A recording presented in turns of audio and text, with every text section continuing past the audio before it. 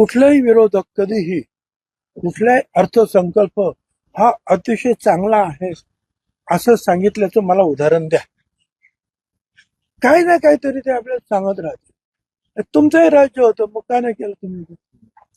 तर असं आहे की शेवटी मी सांगितलेली सगळी कामं सर्वस्पर्शी करायची असतील, रस्त्यापासून आरोग्यापासून ते शिक्षणापर्यंत हे जर सगळं करायचं असेल तर राज्याकडे असलेला जो निधी जो आहे हा वेगवेगळ्या ठिकाणी जो आहे द्यावाच लागेल.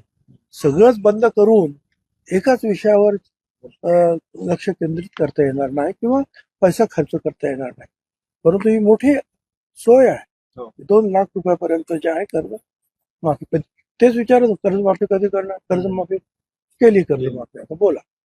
हे बघा, ही जी लढाईचं जे आहे रूप जे आहे ते थोडक्यात रौद्र रूप धारण करत चाललेलं आहे आणि जवळजवळ 12-15 देश आता याच्यामध्ये गुंतलेल्याचं दिसून येत आहे. एकूण जर आपण पाहिलं तर त्यातून जे आहे ही सगळी जिथे ते लढाई सुरू आहे हे हा सगळा प्रदेश जो आहे हा तेल पुरवठा करणारा प्रदेश आहे किंवा त्यांचे जे होर्मुझची खाडी वगैरे जे आहे ही तेलाची जहाजं घेऊन येणारा प्रमुख असं तो बॉटलनेकच म्हटलं पाहिजे.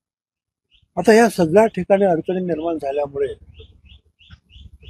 हे तर ठीक आहे की रशियातून आपल्याला तेल आपण घेणार आहोत, त्याचा आपल्याला निश्चितपणे थोडासा जो आहे सोय आपली निश्चितपणे होईल. परंतु ज्यावेळेला जागतिक स्तरावर अशा गोष्टी होतात त्यावेळेला आपल्यावर सुद्धा थोडाफार परिणाम निश्चितपणे होत असतो.